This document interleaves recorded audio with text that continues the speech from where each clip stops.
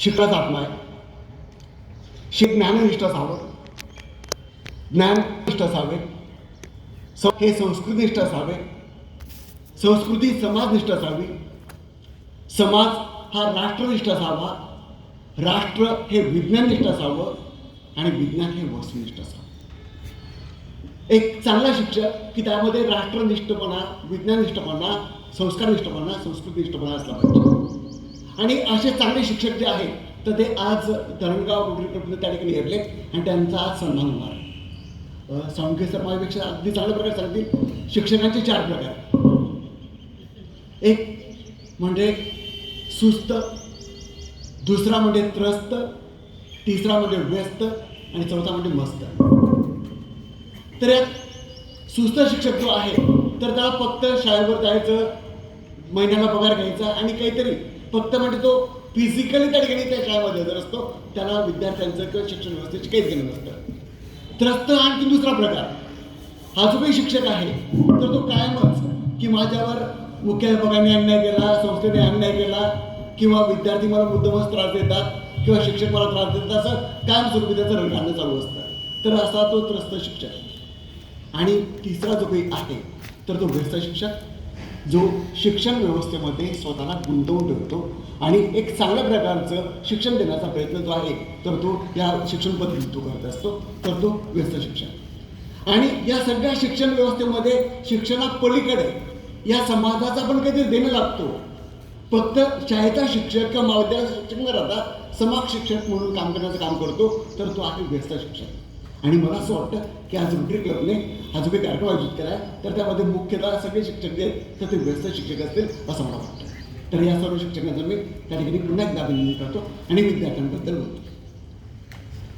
विद्यार्थी मित्रांनो, आपण आपलं करिअर ठरवताना 10वी किंवा 12वीला मिळालेले मार्क्स किंवा मेडिकल आणि इंजिनिअरिंग म्हणजेच करिअर असा आपल्यामध्ये गोड अशा प्रकारचा गैरसमज आहे.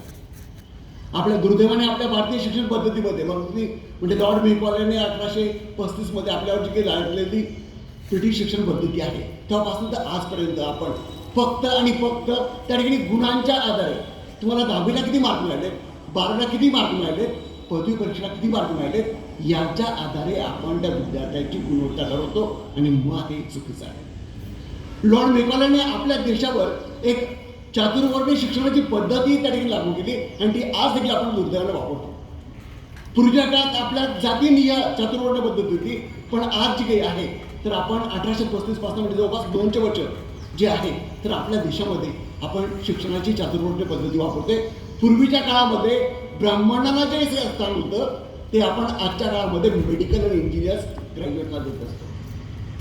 पूर्वीच्या काळामध्ये जे काही क्षत्रिय होते तर आपल्या दृष्टीने आजच्या काळातले सायन्स ग्रॅज्युएट, पूर्वीच्या काळातले जे काही वैश्य होते तर ते आजच्या काळातले कॉमर्स ग्रॅज्युएट आणि पूर्वीच्या काळातले जे काही शूद्र होते तर ते आजच्या काळातले आर्ट्स ग्रॅज्युएट असं आपण समजतो. म्हणजे आर्ट्सला आपण दुर्दैवाने कमी लेखतो आणि मुळात हे चुकीचं आहे. एखादा IIT मुंबईतला टॉपर विद्यार्थी मग तो कम्प्युटर सायन्सचा असेल, ITचा असेल तर त्या टॉपर विद्यार्थ्यापेक्षा इयत्ता 12वीला इतिहास विषयामध्ये नापास झालेला विद्यार्थी हा चांगल्या प्रकारचं करिअर त्या ठिकाणी करू शकतो. त्यामुळे गुणवत्ता जी आहे तर ती गुणांवर ठरत नाही. आपल्याला सर्वांना देवाने अशा प्रकारे घडवलं की जर आपण माणसाच्या मेंदूचं वजन विचारात घेतलं तर साधारणतः 1326 ग्रॅम इतकं माणसांच्या मेंदूचं वजन आणि महिलांच्या मेंदूचं वजन जर आपण विचारात घेतलं तर ते साधारणतः 1198 ग्रॅम इतकं आहे. म्हणजे जवळपास आपल्या सर्वांना 1.25 किलोचा मेंदू दिलेला आहे आणि आपल्या मेंदूमध्ये साधारणतः 10,000 कोटी इतके न्यूरॉन्स आहेत.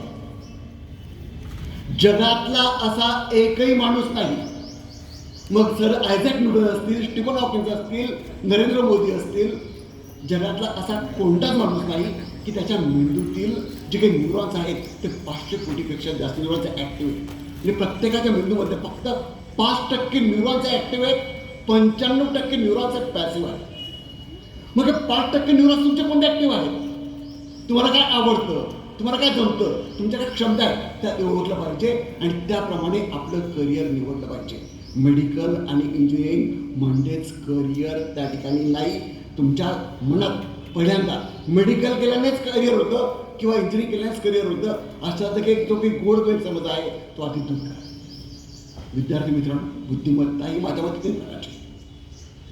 त्यातील पहिलं आहे तुमचं अकॅडमिक इंटेलिजन्स, तुमचं पुस्तकी ज्ञान.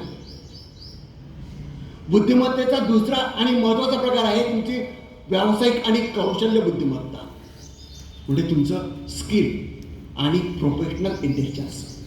आणि बुद्धिमत्तेचा तिसरा आणि सर्वश्रेष्ठ प्रकार आहे तुमचं बिहेवियरल इंटेलिजन्स, तुमची जगण्या वागण्याची बुद्धिमत्ता. त्यात मी आधी पहिल्यांदा पुस्तकी ज्ञानाबद्दल सांगतो की तुम्हाला याचे काही अकॅडमिक इंटेलिजन्स आहे तर तुम्हाला इयत्ता 10वी आणि 12वी नंतर करिअरच्या कोणकोणत्या संधी व्यक्ती थोडक्यामध्ये त्या ठिकाणी त्या सांगतो. या पर्यंत आपण इंजिनिअरिंग असतो. जर आपण इंजिनिअरिंगचा विचार केला तर यात आपल्याला एक फॅशन तयार झाली आपल्याकडे की प्रत्येक विद्यार्थ्याला असं वाटतं 10वी झालं की त्याने जेईच्या क्लाससाठी म्हणून पुण्याला जावं, इंदोरला जावं किंवा नाशिक पुण्याला जावं. धरणगावमध्ये शिक्षण मिळत नाही, जळगावमध्ये शिक्षण मिळत नाही असं म्हणता गोडगीर समज आहे. तर तुमच्या समोर एक उदाहरण आहे. इथे डी डी पाटील सर बसले. डी डी पाटील सरांचा मोठा मुलगा हा धरणगावमध्ये राहून IITतला माझ्या मैत्रीला पहिल्या 100 मुलांमध्ये त्या ठिकाणी होता. कोणत्याही प्रकारचे क्लास त्याने लावले नव्हते. धरणगावमध्ये राहून त्याने त्याच्या आईवडिलांचं फक्त मार्गदर्शन घेतलं आणि त्या माध्यमातून तो IITला गेला. तर जेई आहे तर ते काय आहे? तुम्हाला आपल्या देशामध्ये एकूण 23 IIT आहे. Indian institute of technology, 26 Indian institute of information टेक्नॉलॉजीची कॉलेजेस आहेत, 26 IIIT आहे. त्यानंतर 32 NIT कॉलेजेस आहेत, 40 सेंट्रल फंडिंग म्हणजे सेंट्रल गव्हर्नमेंट फंडिंग इन्स्टिट्यूट्स आहेत. त्यासोबत IISER असेल, IIST असेल, राजीव गांधी पायलट इंजिनिअरिंग असेल. तर असे जे काही महत्त्वाचे जे काही पार्ट्स आहेत त्यात तुम्हाला जर प्रवेश मिळवायचा असेल तर तुम्हाला जेई परीक्षा द्यायची असते. यासोबत प्रत्येक राज्यातील 15% जागा ज्या आहेत तर त्या जेईच्या माध्यमातून त्या ठिकाणी प्रवेश मिळत असतो. तर या जेईचा जर आपण विचार केला तर या जेईच्या बाबतीत त्या ठिकाणी तुमचा जो काही अभ्यासक्रम आहे तर तो इयत्ता 11वी 12वी CBSE बोर्डाच्या अभ्यासक्रमावर आधारित आहे. यामध्ये जेईची परीक्षा तुमची 300 मार्कांची असेल. 100 मार्कला फिजिक्स, 100 मार्कला केमिस्ट्री, 100 मार्कला मॅथमॅटिक्स. यात प्रत्येकी 25 प्रश्न असतील प्रत्येक विषयाला. प्रत्येक बरोबरच्या उत्तराला 4 गुण मिळतील. प्रत्येक चुकीच्या उत्तराला तुमचा 1 मार्क जो आहे तर तो वजा होणार आहे. आणि यात 20 MCQ स्वरूपाचे आणि 5 न्यूमेरिकल ॲबिलिटीच्या स्वरूपात त्या ठिकाणी प्रश्न असतील. या जेईच्या पलीकडे आपल्या देशामध्ये काही महत्त्वाच्या संस्था आहेत. जेई मेन्सला तुम्हाला चांगले जर मार्क्स मिळाले तर तुम्हाला पुढे जेई ॲडव्हान्सला जातं आणि जेई ॲडव्हान्सच्या माध्यमातून तुम्ही IIT सारख्या महत्त्वाच्या महाविद्यालयांमध्ये प्रवेश मिळवू शकता. पण हे जेई सारख्याच काही महत्त्वाचे इन्स्टिट्यूट्स आपल्या देशामध्ये आहेत की त्याच्या माध्यमातून तुम्हाला चांगल्या प्रकारच्या इंजिनिअरिंग कॉलेजला प्रवेश मिळू शकतो. त्यातलं एक आहे Birla institute of technical science. याचे 3 कॅम्पस आपल्या देशामध्ये आहेत. एक आहे गोव्याला, दुसरं त्या ठिकाणी आहे भोपाळला, दुसरं आहे हैदराबादला आणि दुबईला पण त्यांचं एक कॅम्पस आहे. तर अशा या बीट्सचा जर आणि पिलानीला महत्त्वाचं म्हणजे पिलानीला. तर या बीट्सचा जर आपण विचार केला तर बीट्सची परीक्षा सुद्धा 11वी 12वी CBSE पॅटर्नवर असेल. फिजिक्स, केमिस्ट्री, मॅथ, इंग्लिश आणि ॲप्टिट्यूड टेस्ट. 130 प्रश्न, प्रत्येक प्रश्नाला 3 मार्क्स, प्रत्येक चुकीच्या उत्तराला 1 मार्क वजा, 390 मार्काची परीक्षा असेल. त्यानंतर दुसरं एक इन्स्टिट्यूट आहे VIT, Vellore institute of technology. त्यांचे 4 कॉलेजेस आहेत. वेल्लोर, चेन्नई, भोपाळ आणि अमरावती. अमरावती आंध्रमधलं, तेलंगणा आंध्रमधलं, आपल्या महाराष्ट्रातलं नाही.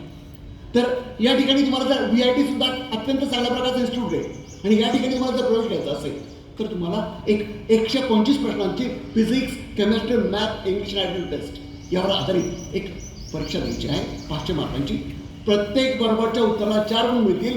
प्रत्येक चुकीच्या उत्तराला 1 गुण जो आहे तर तो वजा.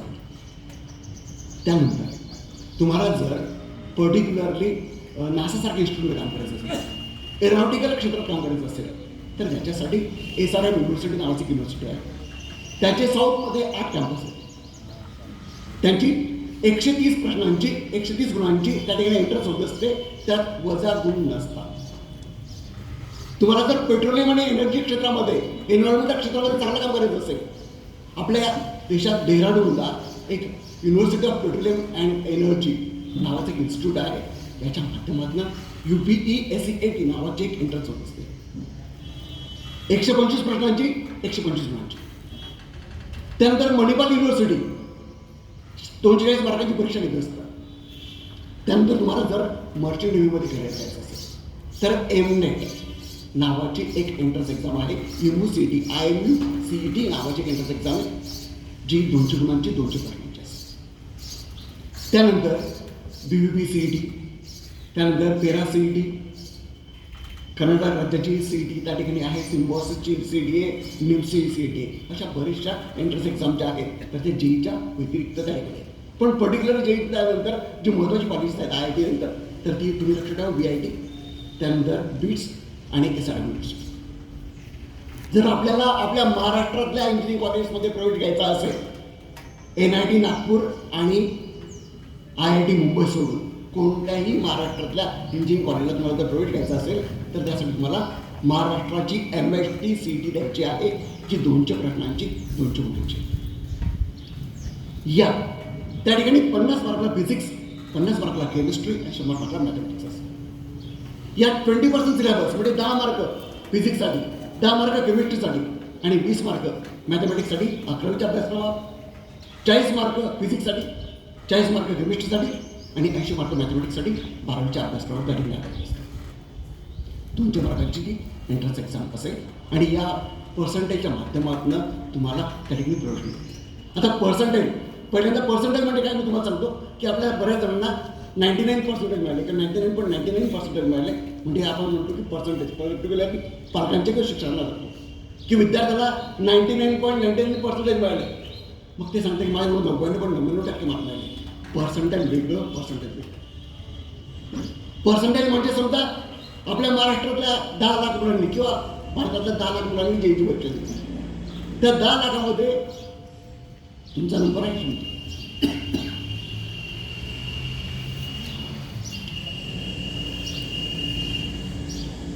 तुमचा नंबर 100 म्हणजे तुमच्या मागे 9,99,900 म्हणजे एकूण मुलांनी किती परीक्षा दिली? 10 लाख. तुमचा नंबर किती आहे? 9,99,900. 9,99,900 भागला 10 लाख गुणिले 100 म्हणजे तुमचं पर्सेंटेज असेल 9.999. आणि तुम्हाला ॲक्च्युली मार्क असतील 300 पैकी 200, 185. समजा 185 मार्क असतील तर पर्सेंटेज तुमचं असेल 62-63, पण तुमचं पर्सेंटेज 99.99. पर्सेंटेज आणि पर्सेंटेज याच्यामध्ये खूप मोठा फरक आहे, हे आधी लक्षात ठेवा. त्यानंतर तुम्हाला जर मेडिकलला जायचं असेल तर नीट NEET नीट नावाची एक एंट्रन्स एक्झाम आहे. आपल्या देशामध्ये एकमेव एंट्रन्स आहे. तुम्हाला कोणतेही देशातल्या MBBSला, BAMSला, BDSला, BHMSला, BMSला, BSMSला, BPDSला, BODSला किंवा नर्सिंगला जायचं असेल तर तुमच्यासाठी एकमेव मेडिकलला जाण्यासाठी कोण एंट्रन्स एक्झाम आहे, तिचं नाव आहे नीट. ही नीट ही परीक्षा इयत्ता 11वी-12वी CBSEच्या अभ्यासक्रमावर 720 मार्कांची झालेली असेल. यामध्ये बायोलॉजी 360 मार्काला 90 प्रश्न, प्रत्येक प्रश्नाला 4 गुण, चुकीच्या उत्तराला 1 गुण वजा. फिजिक्स 45 प्रश्न 180 गुण, प्रत्येक बरोबरच्या प्रश्नाला 4 गुण, उत्तर चुकलं 1 मार्क वजा. केमिस्ट्री 45 प्रश्न, प्रत्येक प्रश्नाला 4 मार्क्स, 180 गुण, चुकीच्या उत्तराला 1 मार्क वजा. तर तुम्हाला जर मेडिकलला यायचं, मग अगदी एम्सला पण जायचं असेल, एम्स आपल्या देशातलं जसं इंजिनिअरिंग कॉलेज केला IIT हे सर्वोच्च, तसं एम्स हे मेडिकल क्षेत्रातलं सर्वोच्च मेडिकल कॉलेज आहे. आणि या एम्सला पण बदलायचं असेल तर तुम्हाला नीट हीच परीक्षा त्या ठिकाणी द्यायची आहे. आर्किटेक्चर करायचं असेल तर आर्किटेक्चरला जाण्याचे 5 वर्ष, इयत्ता 12वीनंतर 5 वर्षाचं आर्किटेक्चरचा अभ्यासक्रम आहे BARC. या आर्किटेक्चर तुम्हाला जायचं असेल तर त्यासाठी 2 मार्ग आहेत. पहिला आहे JEE मेन्स पेपर 2A आणि त्याचा पार्ट जो पुढे JEE advance. JEE mains paper 2A जो आहे तर तो 400 मार्कांचा आहे. यात 100 मार्काला गणित, 200 मार्काला ॲप्टिट्यूड टेस्ट आणि 100 मार्काला ड्रॉइंग ॲबिलिटी. पण तुमचं ड्रॉइंग आणि ॲप्टिट्यूड यावर त्या ठिकाणी महत्त्व हे आर्किटेक्चरला असेल. याच्यासोबत नाटा नावाची एंट्रन्स एक्झाम आहे. या नाटाच्या माध्यमातून देखील तुम्हाला महाराष्ट्रातल्या आणि भारतातल्या आर्किटेक्चर कॉलेजेसना प्रवेश हा मिळू शकतो. ताई काही अडचण आहे तुम्हाला? मी तुमच्या करिअरच्या सगळ्या वाटा सांगणार आहे. फक्त तुम्हाला बोलायचं असेल तर प्लीज बाहेर. तुमच्या प्रत्येकासाठी तुम्हाला जे आवडेल त्या प्रत्येक गोष्टीसाठी मी बोलणार. तुम्ही तिघजण मध्ये मध्ये बोलता. बोलायचं असेल किंवा तुला काही अडचण असेल लगेच विचार, मी सांगेन तुझं उत्तर लगेच. त्यानंतर बॅचलर ऑफ प्लॅनिंग नावाचा एक डिग्री कोर्स आहे इयत्ता 12वी सायन्स नंतर 5 वर्षाचा. या बॅचलर ऑफ प्लॅनिंगला तुम्हाला जायचं असेल तर जे मेन्स पेपर 2B नावाचा एक पेपर त्या ठिकाणी. हा जे मेन्स पेपर 2B जो आहे तर तो पण 400 मार्काचा आहे. त्यामध्ये मॅथमॅटिक्स, त्यानंतर दुसरं असेल ॲटिट्यूड आणि तिसरं असेल प्लॅनिंगच्या संदर्भातले ॲटिट्यूड. तर यावर प्रश्नही विचारला. बॅचलर ऑफ प्लॅनिंगला जाण्यासाठीचा दुसरा मार्ग आहे नाटा. त्यानंतर जर आपण विचार केला तर MSTCTच्या माध्यमातून आपल्या राज्यातले जेवढे काही फार्मसी कॉलेजेस आहेत तर त्या फार्मसी कॉलेजला B फार्मला तुम्ही जाऊ शकतात, फार्माटिकला जाऊ शकतात. आणि इयत्ता 12वीला चांगले मार्क मिळवलेत तर तुम्ही D फार्मला जाऊ शकतात. 10वीला चांगले मार्क मिळवलेत तर डायरेक्ट पॉलिटेक्निकला जाऊ शकतात, ITIला जाऊ शकतात. आता आपण जर फार्मसीचा विचार केला तर फार्मसी बॅचलर ऑफ फार्मसी हे इयत्ता 12वी सायन्स नंतर 4 वर्षाचं आहे आणि doctor of pharmacy pharma D ही इयत्ता 12वी सायन्स नंतर 6 वर्षाचं आहे. बऱ्याच जणांचा असा गैरसमज आहे की फार्मसीला जायचं असेल तर बायोलॉजी कंपल्सरी आहे. तर पहिल्यांदा तुमच्या डोक्याने घालून टाका. तुम्हाला जर फार्मसीला जायचं असेल तर PCB ग्रुपचा विद्यार्थी पण आणि PCM ग्रुपचा विद्यार्थी पण त्या ठिकाणी फार्मसीला जाऊ शकतो. आणि तुमचे दोघं ग्रुप असतील तर ज्या ग्रुपमध्ये तुमचं पर्सेंटेज जास्त ते तुमच्या ॲडमिशनसाठी फार्मसीच्या ॲडमिशनसाठी विचारत घेत होते. याची CET आहे इंजिनिअरिंगसाठीची 200 मार्कांची, 50 physics, 50 chemistry, 100 math. Same CET जी आहे PCM ग्रुपसाठी फार्मसीला आहे. आणि बायोलॉजी ग्रुपसाठी फिजिक्स केमिस्ट्री कॉमन 50 मार्काला आणि बायोलॉजी 100 मार्काला त्या ठिकाणी असेल 100 प्रश्नांसाठीचं. या तुम्हाला ज्या ग्रुपमध्ये चांगले मार्क्स मिळतील तर त्याच्या आधारे तुम्हाला बॅचलर ऑफ फार्मसीला इयत्ता 12वी नंतर जाता येईल.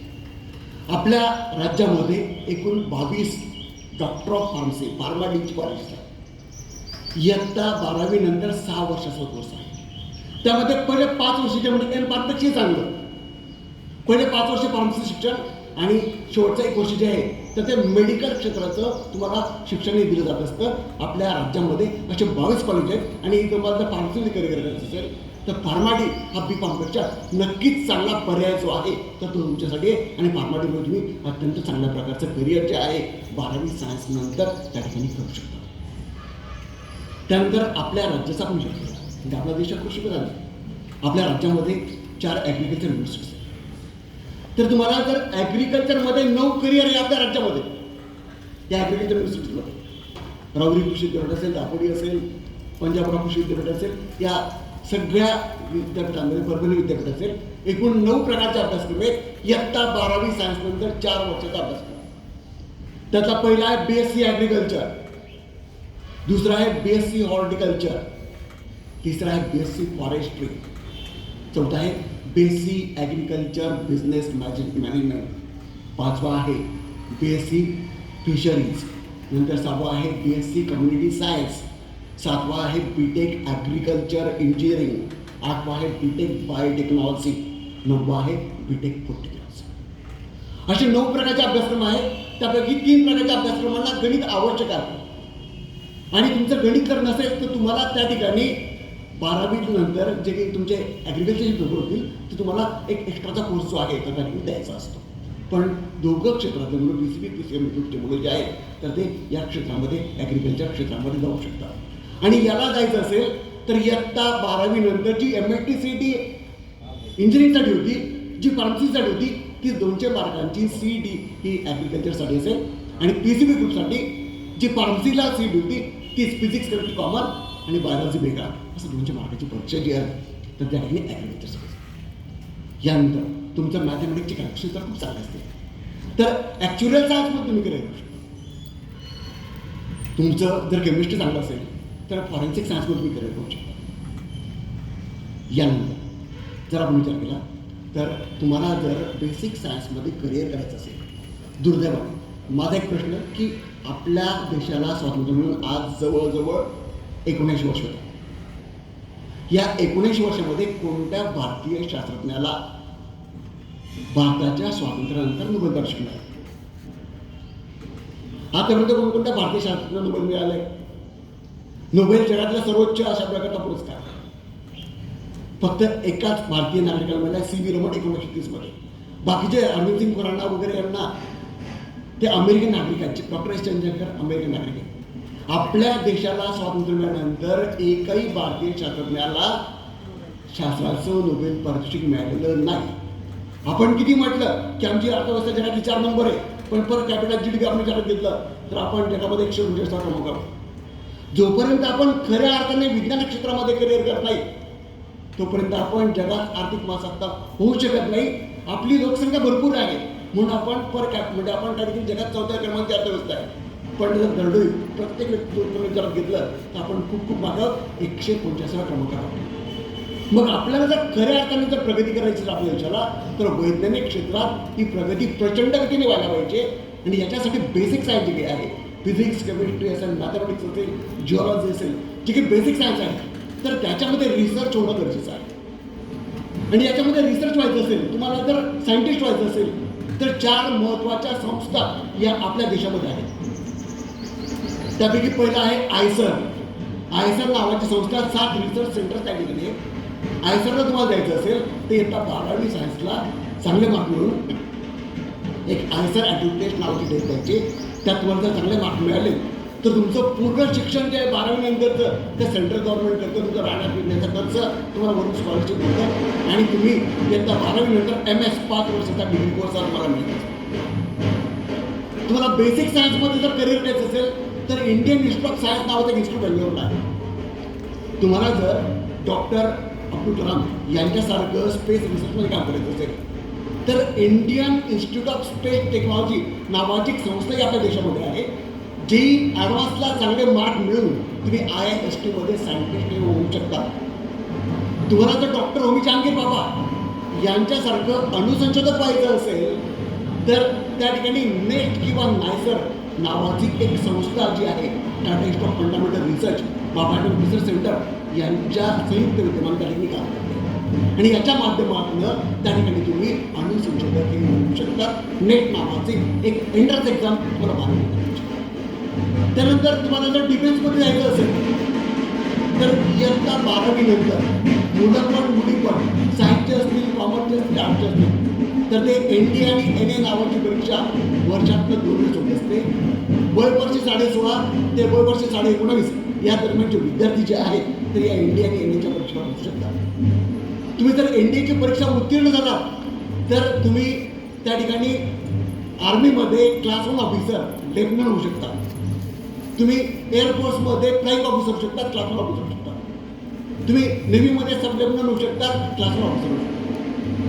यासाठी तुम्हाला 12वी नंतर 900 मार्काची NDAची परीक्षा द्यायची आहे.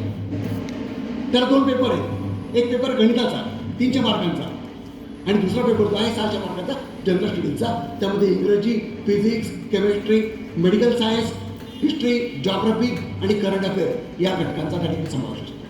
900 पैकी तुम्हाला साधारणतः 450 पेक्षा जास्त मार्क मिळाले तर तुम्हाला इंटरव्ह्यूचा कॉल येईल NDAकडनं आणि SSB द्वारा सुद्धा तो इंटरव्ह्यू पण 900 मार्काचा असेल. त्या इंटरव्ह्यू जर तुम्हाला चांगले मार्क मिळाले तर तुम्ही त्या ठिकाणी आपल्या देशाची क्लास 1 ऑफिसर, डिफेन्सची क्लास 1 ऑफिसर व्हाल. तुम्हाला कोणत्याही प्रकारचा पुढचा शिक्षणाचा खर्च लागणार नाही. 4 वर्ष गव्हर्नमेंट, सेंट्रल गव्हर्नमेंट आहे तुम्हाला ट्रेनिंग देईल आणि तुमचा पगार पण सुरू. तर NDAमध्ये करिअर करण्याचं तुम्हाला एक चांगली संधी. त्यानंतर तुम्हाला जर 12वीला चांगले मार्क मिळाले, त्यातल्या JEEला चांगले मार्क मिळाले तर तुम्ही इयत्ता 12वी नंतर 10+2 आर्मी टेक्निकल एंट्री स्कीम नावाची एक परीक्षा आहे. त्यात कोणत्याही प्रकारचं म्हणजे तुम्हाला प्रवेश परीक्षा द्यायची गरज नाही. JEEला मिळालेल्या चांगल्या मार्कांच्या आधारे आणि 12वी चांगले मार्क असतील तर तुम्हाला आर्मीकडनं तुम्ही जर त्या ठिकाणी त्यांच्या वेबसाईटवर जाऊन जर नोंदणी केली तर 10+2 आर्मी एंट्री स्कीमच्या माध्यमातून तुम्हाला डायरेक्ट इंटरव्ह्यूचा कॉल येईल, SSB इंटरव्ह्यूचा कॉल येईल. आणि त्या इंटरव्ह्यू तुम्ही जर क्वालिफाय झालात तर NDAच्या माध्यमातून तुम्हाला ती पदं मिळणार आहेत. म्हणजे एअरफोर्स, आर्मी किंवा नेव्हीमधले क्लास 1 ऑफिसर तर तुम्ही त्यातल्या म्हणजे आपण जर HL 10+2 आर्मी एंट्री स्कीम तर तुम्ही लेफ्टनंट होऊ शकतात, क्लास 1 ऑफिसर होऊ शकतात. सेम तसंच नेव्हीच्या बाबतीत सुद्धा आहे. नेव्हीमध्ये सुद्धा तुम्ही 10+2 नेव्ही एंट्री स्कीमच्या माध्यमातून करिअर जे आहे तर ते करू शकता. त्यानंतर सायन्सच्या व्यतिरिक्त मी करिअर सांगतो. तुमचं जर व्यक्तिमत्व चांगलं असेल आणि तुमच्यात जर पेशन्स असतील तर हॉटेल मॅनेजमेंट नावाचा एक चांगला अभ्यासक्रम 2 वर्षाचा, 3 वर्षाचा, 4 वर्षाचा असे वेगवेगळ्या प्रकारचे अभ्यासक्रम जे आहेत हॉटेल मॅनेजमेंटसाठी सोयीचे.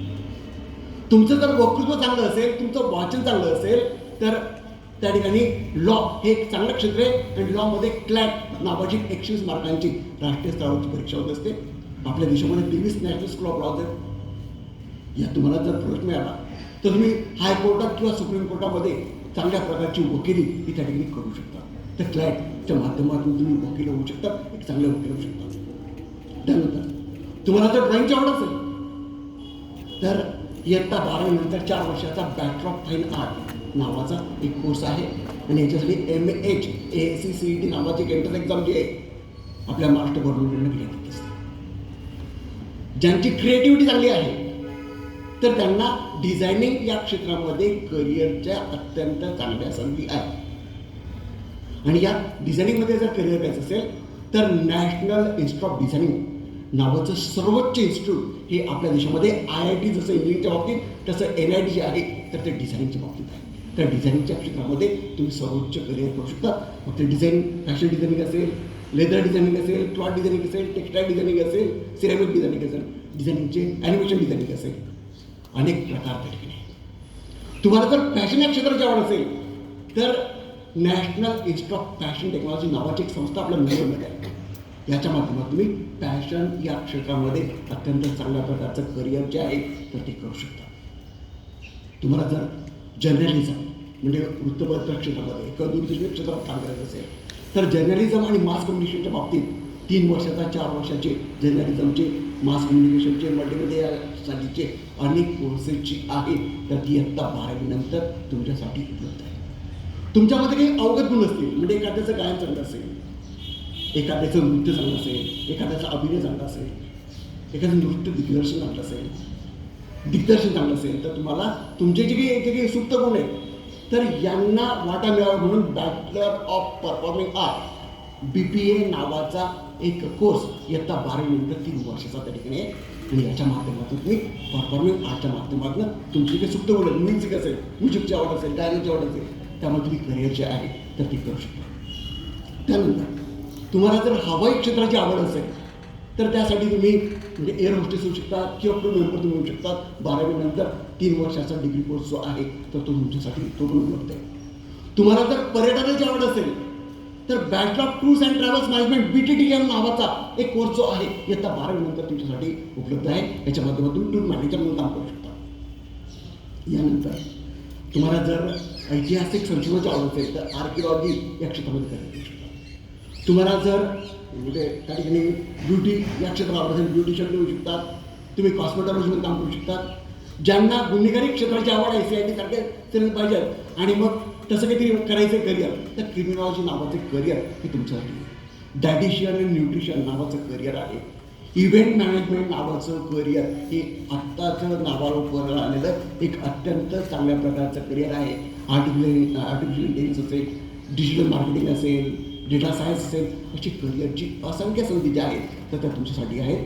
तुम्हाला जर सोशल वर्कचं काम करायचं असेल तर टाटा इन्स्टिट्यूट ऑफ सोशल सायन्सच्या माध्यमातून तुम्ही अत्यंत चांगल्या प्रकारचं करिअर हे सोशल क्षेत्रात करू शकतात. बॅचलर ऑफ रुरल स्टडीज ग्रामीण भागाची सेवा करायची असेल तर BRS नावाचा एक अभ्यासक्रम हा तुमच्यासाठी आहे. कॉमर्सच्या विद्यार्थ्यांसाठी CA असेल, CS असेल, CMA किंवा SLW असेल, CFA असेल, CFP असेल, BAF असेल, BFA असेल, BBI, BBMA, BBS आहे. अशा असंख्य कोर्सेस जी आहेत तर ती कॉमर्स नंतर सुद्धा तुमच्यासाठी उपलब्ध आहे. म्हणजे मेडिकल आणि इंजिनिअरिंग म्हणजे करिअर नाही. मी फक्त याची काही करिअरच्या अगदी थोडक्यात तुम्हाला इंट्रोडक्शन करून दिलं. माझं करिअर सारखी नावाचं एक पुस्तक आहे की आता मी त्याचं डिटेल जे आहे तर ते सगळं त्यात दिलेलं आहे. मी आता करिअरचं दुसरा जो भाग आहे तर तो म्हणजे तुमचं प्रोफेशनल आणि स्किल इंटेलिजन्स. तुमचे व्यावसायिक आणि कौशल्य बुद्धी. पुस्तकी ज्ञानाच्या बाबतीत ठीक आहे तुम्ही इंजिनिअरिंग करा, मेडिकल करा, आर्टमध्ये ग्रॅज्युएशन करा, कॉमर्समध्ये ग्रॅज्युएशन करा, सायन्समध्ये ग्रॅज्युएशन करा, काही करा, हजारो करिअरचे असतील. पण त्यापेक्षा महत्त्वाचं जे आहे तर ते आहे तुमचं प्रोफेशनल आणि स्किल इंटेलिजन्स. सचिन तेंडुलकर इयत्ता 10वी नापास असताना क्रिकेटच्या क्षेत्रामध्ये सर्वोच्च करिअर त्यांनी त्यावेळेला केलं आणि आज देखील आपण सचिनला गॉड ऑफ द क्रिकेट म्हणतो. त्यामागचं कारण सचिनने त्याच्यामध्ये असलेली क्रिकेटची कौशल्य त्या ठिकाणी ओळखले. लता दिदी शाळेत फक्त एकच दिवस गेला, एकच दिवस शाळेत गेलेला लता दिदी वयाच्या 93व्या वर्षापर्यंत या देशाच्या गान कोकिळा म्हणून ओळखल्या गेल्या. त्यामागचं कारण लता दिदींनी त्यांच्याजवळ असणार जे काही गायन कौशल्य आहे त्याच्या माध्यमातून स्वतःला सिद्ध केलं. अमिताभ बच्चन वय 83 आज देखील तुम्ही जर टी व्ही बघितला तर असे 10 मिनटं जात नाही की 10 मिनटांतर अमिताभ बच्चन तुम्हाला टी व्ही घेतला नाही. मग ॲडव्हर्टाईज असेल, सिरियल असेल, पिक्चर असेल, तुम्हाला अमिताभ बच्चनचं दर्शन 100% होतं. हा अमिताभ बच्चन BSc फिजिक्स नापास आहे. BSc फिजिक्स नापास असताना अमिताभ बच्चन यांनी स्वतःतलं अभिनय कौशल्य ओळखलं. अमिताभ बच्चन यांनी ज्यावेळेला रेडिओसाठी नोकरी गेले, त्यांची आई आणि तत्कालीन पंतप्रधान इंदिरा गांधी दोघं अत्यंत जवळच्या मैत्रिणी होत्या. अमिताभ बच्चनला पाहिजे त्या पिक्चरमध्ये काम मिळालं असतं, पाहिजे ठिकाणी नोकरी मिळाली असते, पण अमिताभने त्यांची ओळख दाखवली नाही. ते रेडिओ स्टेशनसाठी म्हणून इंटरव्ह्यू द्यायला गेले तर त्यांचा आवाज करावा म्हणून रेडिओने त्यांना नोकरी दिली नाही. त्या अमिताभ बच्चनने स्वतःतली कौशल्य ओळखली, स्वतःतल्या आवाजाचं सामर्थ्य ओळखलं आणि आज देखील ते अभिनय सम्राट म्हणून ओळखतात, सुपरस्टार म्हणून ओळखतात. नरेंद्र मोदी कोणत्याही प्रकारची राजकीय पार्श्वभूमी नाही, उत्कृष्ट व्यवस्थापन कौशल्य, उत्कृष्ट वक्तृत्व कौशल्य याच्या माध्यमातून ते गेल्या 11-12 वर्षापासून या देशाचं पंतप्रधानपद समर्थपणे केलं होतं. धीरूभाई अंबानी एका पेट्रोल पंपावर सुरुवातीला त्या गाडीला फडके पुसणारा, गाडीचे काचा पुसणारा माणूस, त्या पेट्रोल पंपाच्या पुढे पेट्रोल भरणारा, नंतर त्या पेट्रोल पंपाचा मॅनेजर झाला माणूस, हा आशिया खंडातला सगळ्यात मोठं अशा प्रकारचं समूह आहे. तर त्याचा मालक त्या ठिकाणी झाला. त्यामागचं कारण त्या धीरूभाई अंबानी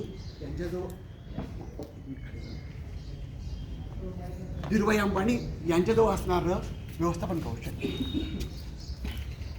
तुम्ही सर्वजण मोबाईलचा वापर करता, त्या मोबाईलचे जे काही निर्माते आहेत, तर म्हणजे सगळ्यात मोठा मोबाईल ॲपल, त्या ॲपलचे जे काही निर्माते स्टीव्ह जॉब्स इंजिनिअरिंगला नापास होते. जगातला सगळ्यात श्रीमंत माणूस आत्तापर्यंतचा होता बिल गेट्स. त्या बिल गेट्सना इंजिनिअरिंगच्या हार्वर्ड विद्यापीठात शिकत होते. इंजिनिअरिंगला शिकत असताना दुसऱ्या वर्षाला सातत्याने 3 वर्ष नापास झाले, म्हणून त्यांना इंजिनिअरिंगमधनं काढून टाकण्यात आलं. हार्वर्ड विद्यापीठाने त्यांना रेस्ट्रिक्ट केलं. त्यावेळेला त्यांचे आई वडील खूप रडले त्या गेटच्या बाहेर. तर त्यावेळेला बिल गेट्स यांनी सांगितलं की मम्मी पप्पा तुम्ही नाराज होऊ नका, मी असं काही करिअर करून दाखवेल की हार्वर्ड विद्यापीठाच्या बोर्डावर माझं नाव हे अग्रगामी म्हणून घेतलं. आणि चला देखील तसंच बिल गेट्स यांनी त्यांच्याजवळ असणारे कम्प्युटरचे जे काही ज्ञान आहे तर ते ओळखलं. मायक्रोसॉफ्ट नावाची कंपनी स्थापन केली, वेगवेगळ्या प्रकारचे सॉफ्टवेअर तयार केलेत आणि जगातला सगळ्यात श्रीमंत माणूस होता. आज देखील त्या हार्वर्ड विद्यापीठाचं 50% जास्त फंडिंग हे बिल गेट्स त्या ठिकाणी करतात. त्यांच्याजवळ असणाऱ्या संपत्तीतील 99% संपत्ती त्यांनी समाजाला, वेगवेगळ्या देशांना दान केलेली आहे. सर थॉमस एल्वा एडिसन, माझा आवाज इथे बंद झाला त्यामागचं कारण की माईक बंद झाला, त्या माईकचा शोध लावण्यामध्ये महत्त्वाचा वाटा होता सर थॉमस एल्वा एडिसन यांचा. सर थॉमस एल्वा एडिसन जगातला सगळ्यात मोठा शोध त्यांनी लावले. 1093 शोध लावणारा तो माणूस. शिक्षण किती असेल त्यांचं? 1093 शोध लावले. एज्युकेशन काय असेल त्यांचं?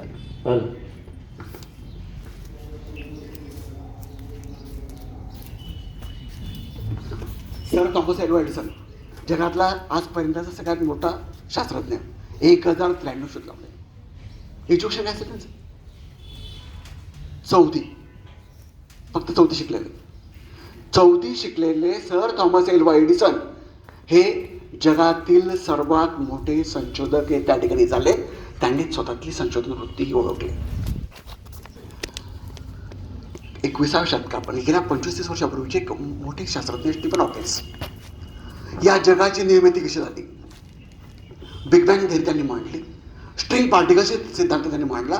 अशा प्रकारचे स्टीफन हॉकिन्स, त्यांच्या शरीराची 1 इंचही हालचाल होत नव्हती अशा व्यक्तीने या विश्वाची निर्मिती कशी झाली अशा प्रकारचं संशोधन हे आपल्या जगासमोर मांडलं. ज्या व्हॉट्सअपचा तुम्ही रोज वापर करतात त्याचे निर्माते जॉन कोमी इंजिनिअरिंगला नापास होते.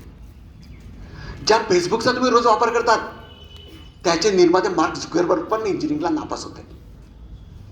ज्या कम्प्युटरचा आपण मोठ्या प्रमाणात वापर करतो त्यातले निर्माते जे आहेत तर ते पण त्या ठिकाणी इंजिनिअरिंगला नापास होते. जॉन डेल म्हणून.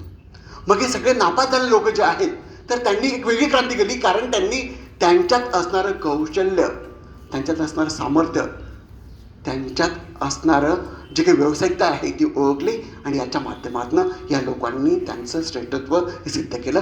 त्यामुळे मी असं म्हणेन की पुस्तकी ज्ञानापेक्षा व्यावसायिक आणि कौशल्य बुद्धिमत्ता जी आहे तर ती महत्त्वाची आहे.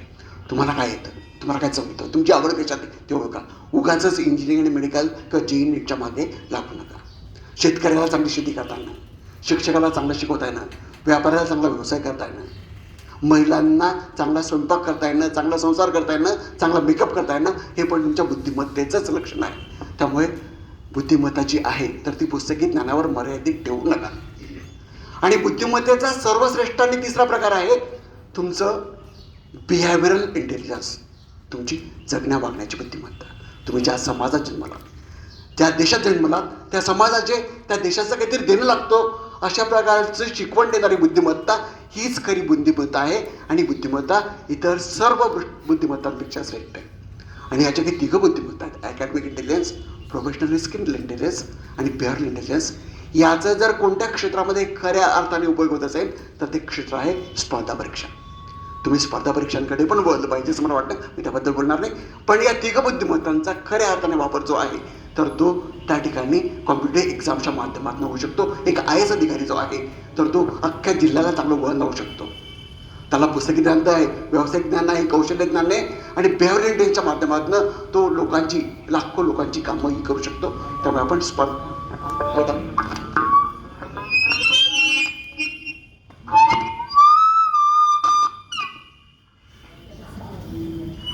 त्यामुळे आपण स्पर्धा परीक्षांकडे पण बोलतो. त्यानंतर मी तुम्हाला एक गोष्ट सांगेल आणि थांबेल. आपण कोणत्याही गोष्टीचा निर्णय करतो. एक तुम्हाला कदाचित अभ्यासक्रमात पण ती गोष्ट असेल, 9वी-10वीला पडते. एक मुलगी होती, 12 एप्रिल 2011 या दिवशी ती CISFच्या लेखी परीक्षा देण्यासाठी म्हणून लखनौहून दिल्लीला जात होती. पद्मावती एक्सप्रेस नावाच्या ट्रेनमध्ये ती रात्री 12 वाजता बसली. त्या ट्रेनने बसल्यानंतर साधारणतः 50 किलोमीटर पुढे ती ट्रेन गेली आणि अर्धा पाऊण तासामध्ये त्या ट्रेनमध्ये काही दरोडेखोर आले. ती मुलगी ही जनरल बोगीमधनं प्रवास करत होती. तिच्या गळ्यामध्ये एक सोन्याची चेन होती. दरोडेखोरांनी त्या जनरल बोगीवर बसणाऱ्या सर्व महिला आणि पुरुषांना त्यांच्या असणारे पैसे, त्यांच्या असणारे दागिने, त्यांच्या असणारे मोबाईल सर्व साहित्य जमा केलं. पण ती मुलगी खेळाडू होती, व्हॉलीबॉल खेळाडू होती. त्या मुलीने त्या दरोडेखोरांना विरोध केला. ते दरोडेखोर चिडले. त्यांनी 4 दरोडेखोर होते. त्या मुलींनी धावत्या ट्रेनमधनं त्या मुलीला बाहेर फेकलं. त्या मुलीला अशा प्रकारे बाहेर फेकलं की दिल्लीवरनं कानपूर लखनौकडे जाणारा जो रेल्वे ट्रॅक आहे त्यावरती मुलगी जाऊन पडली. ती पडली तर इतक्या जोरात पडली, धावते ट्रेनचा स्पीड 80-90चा. त्यातनं ती ज्याला त्या ट्रेनवर जाऊन त्या ट्रॅकवर जाऊन पडली. तर तिचा जो डावा पाय आहे तर तो मांडीपासनं पुढे त्या रेल्वे ट्रॅकवर होता, उजवा पाय ट्रॅकच्या बाहेर होता, दोन हात ट्रॅकच्या बाहेर होते. पण तिचा जो काही उजवा पाय होता तर त्याचा पाय बाहेर होता. पण तिला कोणत्याही प्रकारच्या शरीराची हालचाल करता येत नव्हती, कारण की तिला स्पायनल कॉर्ड इंजुरी झाली होती. त्या मज्जारक्यूला त्या चेतासंस्थेला मार बसला होता. त्यामुळे तिचं कमरेपासून खालचं सेन्सेशनने घेतलं होतं. तिने खूप प्रयत्न केला हातांनी ते ओढण्याचा, पण तिला तिची बॉडी काही म्हणजे साथ देत नव्हती आणि हातांमध्ये पण फ्रॅक्चर होतं. तितक्यात एक ट्रेन आली. त्या ट्रेनने तिचा जो काही डावा पाय आहे तो मांडीपासून काढून टाकला. ती मुलगी बेशुद्ध पडली. ही रात्रीची घटना होती आणि तो फास्ट ट्रॅक त्यावरनं 49 ट्रेन रात्रभरातनं तिच्या अंगावरनं गेल्या. सकाळीच तिथे काही माशा, काही पक्षी जमले होते. लोक आजूबाजू शोध करायला, त्यांना म्हटलं काय घडलं. म्हणून त्यांनी बघितल्या, मुलीला उचललं. ती मुलगी बेशुद्ध होती. तिला सरकारी दवाखान्यात नेलं. सरकारी दवाखान्यात पुढे मग तिला जिल्हा रुग्णालयातनं पुढे एम्समध्ये गेलं. त्या मुलीवर ट्रीटमेंट झाली. ती मुलगी जवळजवळ 9 महिने हॉस्पिटलमध्ये होती. त्या मुलीची स्थिती अशी होती की एक पाय जो आहे तो कृत्रिमरित्या बसवला झाला. दुसऱ्या पायामध्ये त्या ठिकाणी रॉड टाकण्याला 3 ठिकाणी फ्रॅक्चर होतं. कमरेला फ्रॅक्चर होतं, तिथे पण रॉड, हातांना फ्रॅक्चर, रॉड. अशी ती मुलगी. तिला ज्यावेळेला ती चांगली झाली, घरी आली, तर तिला विचारलं, तिला पहिल्यांदा CISFमध्ये जायचं होतं आणि खेळाडू पण होती. तिला विचारलं तिच्या घरच्यांनी तुला काय करायचं. तिने सांगितलं की मला जगातलं सर्वोच्च शिखर माउंट एव्हरेस्ट चढायचं, शिखर करायचं. सगळेजण तिला समजवलं की माउंट एव्हरेस्ट तू 4 पायऱ्या नीट चढू शकत नाही आता, म्हणजे माउंट एव्हरेस्ट चढायला लागली. पण ती ऐकायला तयार नव्हती. मग तिच्या पालकांनी बचेंद्री पार्क ज्या पहिल्या महिला आहेत ज्या माउंट एव्हरेस्टवर गेल्यात, आपल्या पहिल्या भारतीय महिला ज्या माउंट एव्हरेस्टवर गेल्यात, त्यांची संपर्क साधला. बचेंद्री पाल यांनी त्या मुलीला खूप समजावण्याचा प्रयत्न केला. ती मुलगी बचेंद्री पाल यांच्याकडे गेली, पण ती म्हणायची की मला माउंट एव्हरेस्टवर जायचंच आहे आणि मला माउंटेनिंगचं ट्रेनिंग घ्यायचंच आहे. मग बचेंद्री पाल यांनी आपल्याकडे 108 नंबरची काही ॲम्ब्युलन्स आहे, बीव्हीजी ग्रुप जो आहे हनुमंतराव गायकवाडांचा, तर त्यांच्याशी संपर्क साधला. आपल्या महाराष्ट्रातला एक नाही. तर त्या हनुमंतराव गायकवाडांनी त्या मुलीला 25 लाख रुपये माउंटेनिंगच्या प्रशिक्षणासाठी दिला. त्या मुलीने माउंटेनिंगचं प्रशिक्षण सुरू केलं आणि वेगवेगळ्या जे काही माउंटेन्स होते त्यावरती चढायला लागली. तिचा ॲक्सिडेंट झाला होता 12 एप्रिल 2011ला. तब्बल 2 वर्षाच्या आत 31 मार्च 2013ला त्या मुलीने माउंट एव्हरेस्ट चढायला सुरुवात केली. 52 दिवसाच्या खडतर प्रवासानंतर 21 मे 2013ला सकाळी 10:55 तिने माउंट एव्हरेस्टवर आपल्या भारताचा तिरंगा झेंडा हा बोलला आणि अशा प्रकारचं कर्तृत्व करणारी जगातील पहिली अपंग व्यक्ती होती. तिचं नाव आहे अरुणिमा सिन्हा. ती अरुणिमा सिन्हा यावर थांबली नाही, तर जगातले जे काही 7 खंड आहेत, एशिया असेल, आफ्रिका असेल, ऑस्ट्रेलिया असेल, युरोप असेल, दक्षिण अमेरिका असेल, उत्तर अमेरिका असेल, अंटार्क्टिका असेल, तर या सर्व ध्रुवांवरचे सर्वोच्च शिखर तिने गाठले आणि अशी जगातील एकमेव व्यक्ती आहे की तिने 7च्या 7 खंडांमधले सर्वोच्च शिखर गाठले.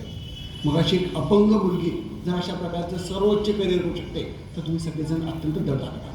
तुम्ही स्वतःला ओळखा आणि तुम्हाला काय आवडतं, तुम्हाला काय जमतं त्याप्रमाणे करिअर करा. आणि त्याचे काही करिअर असेल तर ते सचिन तेंडुलकरच्या धावांसारखं ॲपेक्स, बेस्ट असेल लता दीदींच्या गायनासारखं, ते क्रिएटिव्ह असेल डॉक्टर कलामांच्या कार्यासारखं, ते कन्स्ट्रक्टिव्ह असेल बाबा आमटे यांच्या कार्यासारखं, ते एक्सलंट असेल अमिताभ बच्चन याच्या अभिनयासारखं.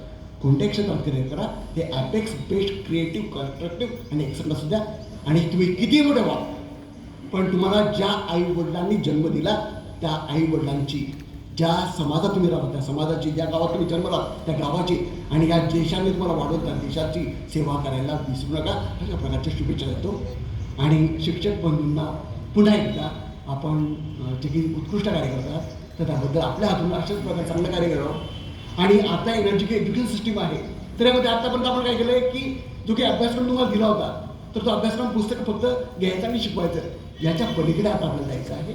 कारण की आता सगळं ऑनलाईनचा जमाना आहे आणि सगळं वाच झालं आहे. तर त्यामुळे तुम्हाला पुस्तकी ज्ञानाच्या पलीकडे त्या मुलांमध्ये कशा प्रकारची कौशल्य विकसित करता येतील यासाठीचा प्रयत्न करायचा आहे. तर तुम्ही नक्कीच त्यामध्ये यशस्वी व्हाल अशा प्रकारच्या शुभेच्छा देतो. रोटरी क्लब जळगावने मला आणि संमेलनाला जे बोलवलं, सन्मानित केलं त्याबद्दल त्यांचे आभार मानतो. थांबतो. जय हिंद, जय महाराष्ट्र.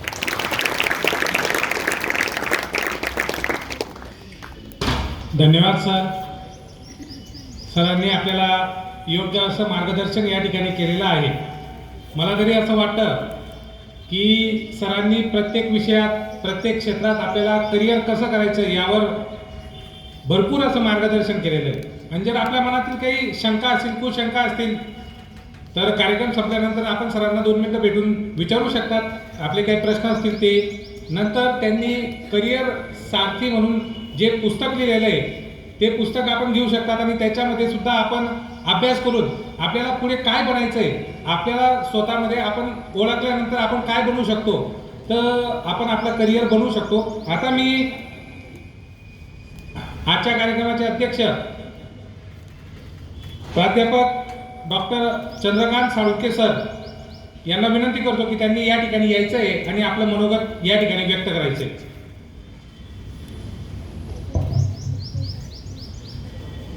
रोटरी प्रणाम. आजच्या कार्यक्रमाचे मार्गदर्शक प्राध्यापक चिंचोली सर, खास उपस्थित असलेले आदरणीय कुलकर्णी साहेब, डहाळे साहेब, या धरणगाव रोटरीचे सचिव डॉक्टर शिंदे सर, त्यांचे सर्व रोटरीचे सर्व पदाधिकारी, उपस्थित विद्यार्थी मित्र, शिक्षक बंधुभगिनी,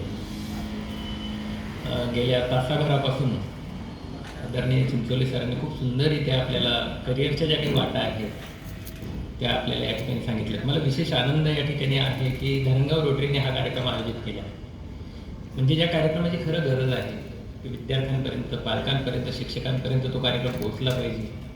या ज्या करिअरच्या वाट्या त्या पोहोचल्या पाहिजेत याची खऱ्या अर्थाने गरज आहे. आणि ती गरज ओळखून धरणगाव रोटरीने जे हा उपक्रम आयोजित केला तर त्या क्लबच्या सर्व सदस्यांचं पदाधिकाऱ्यांचं मी या ठिकाणी अभिनंदन करतो. मला वाटतं नोव्हेंबरमध्येच इन्स्टॉलेशन झालं आणि इन्स्टॉलेशनच्या कार्यक्रमाला खरं मला यायचे, मी जळगाव रोटरी सेंटरचा मी पण पदाधिकारी आहे, तर मला खूप इच्छा होती, पण त्यावेळेस मला येता आलं नाही. परंतु या कार्यक्रमाच्या निमित्ताने मी या ठिकाणी मला त्यांनी बोलवलं, त्याबद्दल सुरुवातीलाच मी त्यांना धन्यवाद देतो आणि इतक्या सुंदर कार्यक्रमासाठी मला उपस्थित राहता आलं. दुसरी आनंदाची बाब म्हणजे प्राध्यापक चिंचोले सर हे माझ्या गावचे, परंतु चिंचोले सरांना मी पहिल्यांदा ऐकतो आहे आणि इतकं सुंदर इथे एवढा गाढा अभ्यास. खरं म्हणजे चिंचोले सर मला आधी भेटले असते, आता मी समवयस्क असल्यामुळे फार उपयोग तसा झाला नसता, परंतु करिअरच्या एवढ्या वाटा जर मला आधी कळल्या असत्या तर वेगळ्या करिअरमध्ये मी करिअर केलं असतं असं मला या ठिकाणी आवर्जून वाटतं. खूप साऱ्या संधी आहेत. इतक्या साऱ्या संधी असताना देखील फक्त इंजिनिअरिंग आणि मेडिकलकडे आपली सर्व विद्यार्थी मित्रांची जी धाव असते ती आपल्याला लॅक ऑफ नॉलेज, आपल्याला माहिती नसतं, लॅक ऑफ इन्फॉर्मेशन आपल्याकडे, आपल्याला माहिती नाही आहे नेमकं कुठे जायचं आहे, आजूबाजूला कोणी जातं त्या मार्गाने आपण जातो.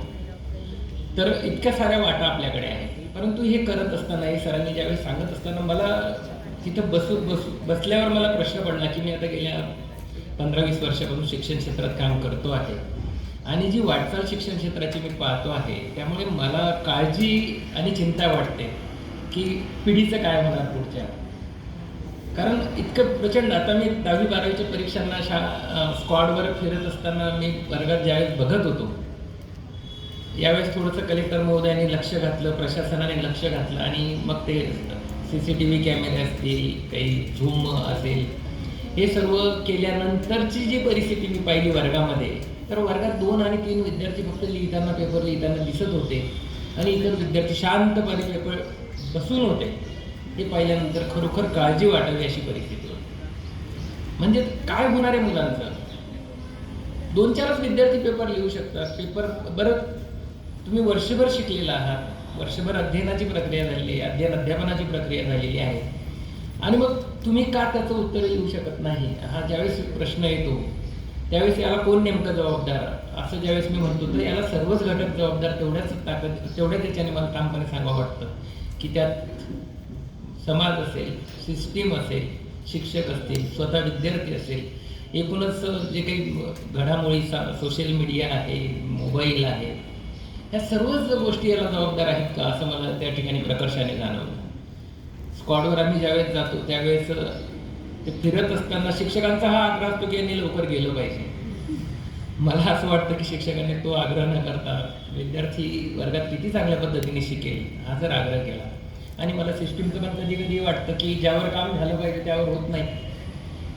म्हणजे मुलाला कॉप्या करण्यापासून रोखण्यापेक्षा मुलं जास्त विद्यार्थी मोठ्या संख्येने वर्गामध्ये बसली पाहिजे, वर्गांतर क्रिया खूप चांगल्या प्रभावीपणे झाली पाहिजे, शिक्षकांनी माझी कोणते विद्यार्थी मागे आहेत त्यांच्यावर विशेष काम केलं पाहिजे. या गोष्टी जर घडल्या तर मला वाटतं कॉपी करायची विद्यार्थ्यांना पण गरज पडणार नाही. तर विद्यार्थ्यांना माझं सांगणार आहे की ज्ञान मिळवणं, माहिती मिळवणं आता सोपं झालं आहे, परंतु शहाणपण मिळवणं इतकं सोपं नाही. त्यामुळे ज्ञान आणि माहितीबरोबर शहाणपण देखील आपल्याला येईल याची काळजी आपण घेतली पाहिजे. त्यासाठी तुम्ही वाचन केलं पाहिजे. मला आठवतं की मी 10वी झाल्यानंतर माझ्या सामनेर गावातली जी ग्रामपंचायतीची लायब्ररी होती, तो 10वी नंतरचा जो कालावधी होता, मी पूर्ण वेळ लायब्ररीचा मेंबर झालो आणि जेवढी ते कपाटातली पुस्तकं होती सर्व पुस्तकं मी त्या काळी वाचून काढली होती. दररोज वर्तमानपत्र वाचल्याशिवाय माझा दिवस सुरू होत नव्हता. आणि हे सर्वांचंच, आमच्या पिढीतल्या सर्वांचंच साधारणपणे ती दैनंदिनी होती ठरली. परंतु अलीकडे मुलं वर्तमानपत्र वाचायला तयार नाही, वर्तमानपत्र वाचणार नाहीत, दिवाळी अंक वाचणार नाहीत. काय आहे ते फक्त मोबाईलमध्ये, आणि मोबाईलमध्ये काय वाचतो आपण, जे चुकीच्या गोष्टी आहेत. त्यामुळे ही काळजी करावी. म्हणजे पालकांनी पण हे लक्षात घेतलं पाहिजे की मुलाला केव्हा मोबाईल हातात दिला पाहिजे, मुलाला गाडी हातात केव्हा दिली पाहिजे. तो दिला मोबाईल हातात तर तो नेमकं बघतो काय हे देखील आपण बघितलं पाहिजे. तर या सर्व गोष्टी. आणि मुलांना पण माझं कळकळीची विनंती आहे की तुमचं 12वी एकदा होऊ द्या आणि मग मोबाईलला हात लावलं तर मला काही, तोपर्यंत तुमच्यामध्ये थोडंसं शांतपण आलेलं असतं.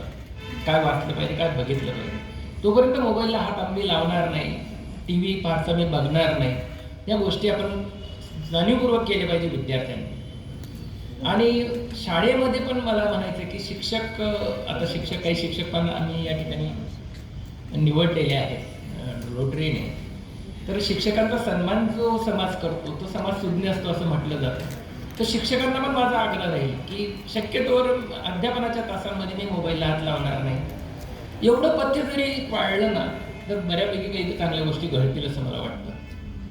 त्यामुळे शिक्षकाचं जे महत्त्व आहे ते आहेच. वर्ग अंतरक्रिया फार महत्त्वाची आहे. तुम्ही जे जे म्हणतो ना आपण सर्वसाधारणपणे शहाणपण जे आहे ना जगण्यातलं ते शाळेमध्येच मिळतं. त्यामुळे तुम्ही तासिका केल्या पाहिजे, पूर्ण तासाला उपस्थित राहिलं पाहिजे, तास वेळेवर झाले पाहिजे, शिक्षकांनी वेळेवर तासावर गेलं पाहिजे, मला जो भाग शिकवायचा आहे त्याची पूर्वतयारी केली पाहिजे आणि चांगल्यात चांगलं कसं मी माझ्या विद्यार्थ्यांपर्यंत पोहोचवेल याची जबाबदारी शिक्षकांनी घेतली पाहिजे. या सर्व गोष्टी तो ज्याने त्याने जर प्रामाणिकपणे आपलं काम केलं ना तर मला वाटतं काही अडचण नाही ना. शिक्षकांनी त्याचं काम प्रामाणिकपणे केलं पाहिजे, विद्यार्थ्यांनी ज्ञानार्जनाचं काम प्रामाणिकपणे केलं पाहिजे आणि मला वाटतं त्यातच खरा देव आहे. देव फार असं मंदिरात देव आहे, इकडे देव आहे, तिकडे देव आहे असं नाही. तर देव तुम्हाला जे काही तुमच्या वाट्याला आलेलं काम आहे ते प्रामाणिकपणे करणं यातच खरं म्हणजे तुम्ही देवत्वाकडे देवाच्या आशीर्वादाकडे जाणं असं मला वाटतं. कोणीतरी महाराज येतो आणि तो तुम्हाला सांगतो हे पानावर मध टाका आणि मग तुम्ही ते वाहा, म्हणजे तुम्हाला अभ्यास करायची गरज नाही. म्हणजे इतक्या भाबळेपणाने आपण आपला समाज विज्ञाननिष्ठ समाज इतक्या भाबळेपणाने जर वागत असेल आणि लाखोने लोक तिथे गर्दी करत असतील तर या समाजाचं पण काय होईल याची काळजी मला नेहमी वाटते. त्यामुळे उघड्या डोळ्याने तर्कबुद्धीचा वापर करून सत्सद्विवेक बुद्धीचा वापर करून जर आपण वाटचाल केली, साधं सिविक सेन्स आहे तो सिविक सेन्स जबाबदारीचं जे भान आहे. सर म्हटले की ज्या समाजाचा मी घटक आहे, आई वडिलांची सेवा केली पाहिजे, ज्या समाजाचं मी घटक आहे त्या समाजासाठी काम केलं पाहिजे, ज्या राष्ट्रासाठी आता राष्ट्रासाठी काम करण्यासाठी सैन्यावरच गेलं पाहिजे असं नाही. छोट्या छोट्या गोष्टी आपण आपल्या पाळल्या पाहिजेत. रस्त्याने मी कागद फेकणार नाही, रस्त्याने थुंकणार नाही, माझ्या शाळेतलं बल्ब चालू असतील, दिवे चालू असतील, फॅन चालू असेल तो वेळेत बंद करेल. हे साध्या गोष्टी आहेत. मी टेबल सीट गाडी चालवणार नाही, मी स्पीडने गाडी पळवणार नाही. लहान लहान पोरांमध्ये फार क्रेज आहे. मला कळत नाही पालक त्यांच्याजवळ चावी गाडीची देतात कशी आणि ते टेबल सीट गाड्या चालवतात आणि दुर्दैवी घटना घडतात. तर या साऱ्या गोष्टींचा आपण सर्वसमावेशकपणे विचार केला पाहिजे. माझ्या शिक्षकांकडनं म्हणजे खूप अपेक्षा आहेत, समाजाच्या पण अपेक्षा आहेत. शिक्षकांनी आता जे शिक्षकांनी निवडले त्यांनी खडतर मेहनतीने त्यांनी त्यांच्या वर्गामध्ये बदल घडवून आणलेला आहे. शाळा भेटी करत असताना पण चित्र फारसं आशादायी नाही आहे. इंग्लिश माध्यमाकडे आमचा कल आहे. मुलाला धड मराठीतल्या गोष्टी कळत नाही, तुम्ही इंग्रजी माध्यमात टाका. इंग्रजीतलं आकलन कमालीचं आपलं म्हणजे अगदी पहिल्यापासून, आणि आपण इंग्लिश मिडियममध्ये मुलाला टाकतो. घरी जी आई बोलते ना त्याच भाषेतनं जर मूल शिकलं तर आम्ही पण जे शिकलो ते मराठी शाळेतच शिकलो. 5वी पासून आम्हाला ABCD सुरू झाली. तुम्हाला तर पहिलीपासून ABCD आहे. पण मग आमचं इंग्लिश कमी नाही पडलं, आम्ही पुढे चालून इंग्लिशमधनंच शिक्षण घेतलं. तर शिक्षणामध्ये मातृभाषा आई जी भाषा बोलते त्या भाषेतून जर आपण शिकलं तर पुढे चालून आपलं कुठलीही भाषा आपण बोलू शकतो. त्यासाठी अनेक उदाहरणं आहेत. तुमचे निपाण्याचे इथले राजेश पाटील सर, इकडे वरखेडी इकडे धुळ्यामधले शरद बाविस्कर, जो माणूस 10वीमध्ये इंग्लिशमध्ये फेल झालेला, पुढे फ्रेंच तत्त्वज्ञानामध्ये फ्रान्समध्ये जाऊन शिक्षण घेतलं. खूप सारे उदाहरणं आहेत. 10वी फेल झालं, आज इंग्लिशमध्ये इतकं JNUला ते प्राध्यापक आहेत, जवाहरलाल नेहरू युनिव्हर्सिटीमध्ये तत्त्वज्ञानाचे प्राध्यापक आहेत. तर मला वाटतं की अशक्य काही नाही आहे. विद्यार्थ्यांना माझं सांगणं आहे की आपल्या प्रयत्नांमध्ये सातत्य ठेवा, वेळच्या वेळी अभ्यास करा. खूप सारा रात्रंदिवस जागण्याची गरज नाही. परंतु आम्ही सर्व कसं असतो, परीक्षार्थी असतो, परीक्षा आली की 8 दिवस आधी आपली तयारीला आपण लागतो. तसं काही होत नसतं. हे सातत्यपूर्ण आपण करायचं प्रक्रिया आहे आणि ते जर आपण केलं, वर्गात जर आपण प्रामाणिकपणे बसलो, सर काय सांगतात ते ऐकलं आणि थोडंसं घरी बघितलं, त्यांनी ज्या गोष्टी सांगितल्या त्या बघितल्या, तर मला वाटतं तुम्ही नक्कीच यशस्वी व्हाल. ज्या शिक्षकांना आज या ठिकाणी पुरस्कार मिळतोय त्या सर्वांचं मी या ठिकाणी अभिनंदन करतो. आणि चंद्रशेखर गोखलेंच्या खूप चांगली चारोळी आहे की तू विझत असताना मी तुझ्या भोवती ओंजळ धरली, तू विझत असताना मी तुझ्या भोवती ओंजळ धरली, तू तेवत राहिलीस तुझ्या प्रकाशाने माझी ओंजळ धरली. तर तुम्ही त्या गरिबांच्या मुलांसाठी जे काम करता आहात त्यांच्या गोष्टी उजळ धरा, त्यांच्या तेवण्याने तुम्ही प्रकाशमान व्हाल याबद्दल शंका नाही. सर्व विद्यार्थ्यांना पुन्हा एकदा शुभेच्छा देतो त्यांच्या करिअरसाठी. आणि आज धरणगाव रोटरीने या ठिकाणी मला बोलवलं आणि हा उचित सन्मान आमचा केला, त्यांच्या प्रयत्नांना देखील शुभेच्छा देतो आणि थांबतो. धन्यवाद.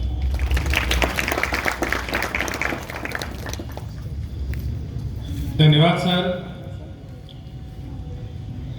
सरपंच जिल्हा प्रशिक्षण संस्था जळगाव या ठिकाणी वरिष्ठ अधिव्याख्यात आहेत आणि त्यांनी भरपूर असे विद्यार्थी तर घडवलेले आहेत, पण भरपूर असे शिक्षकांना मार्गदर्शनही करत असतात. आणि आज असे दोन महान व्यक्तिमत्व या ठिकाणी आपल्याला मार्गदर्शन करण्यासाठी या ठिकाणी उपस्थित झाले. आता आपला पुढचा कार्यक्रम आहे तो म्हणजे नेशन बिल्डर पुरस्कार वितरण. जे आदर्श शिक्षक ज्यांनी त्यांच्या संपूर्ण सर्व्हिसमध्ये खूप चांगले असे विद्यार्थी घडवले, त्यांनी विद्यार्थ्यांसाठी रात्रंदिवस प्रयत्न केला आणि त्यांच्या वर्गातील सर्वांनी पण सिलेक्टेड असे विद्यार्थी की जे विद्यार्थ्यांनी नावलौकिक केले, अशा शिक्षकांचा आज या ठिकाणी धरणगाव रोटरी क्लब कडून सत्कार या ठिकाणी करण्यात येणार आहे. तर मी सर्वात अगोदर श्री सुधाकर दामोदर मोरे सर, जे मुख्याध्यापक आहेत इंग्लिश माध्यमिक विद्यालय साळवा या ठिकाणी ते त्यांची सेवा देत असतात, त्या सुधाकर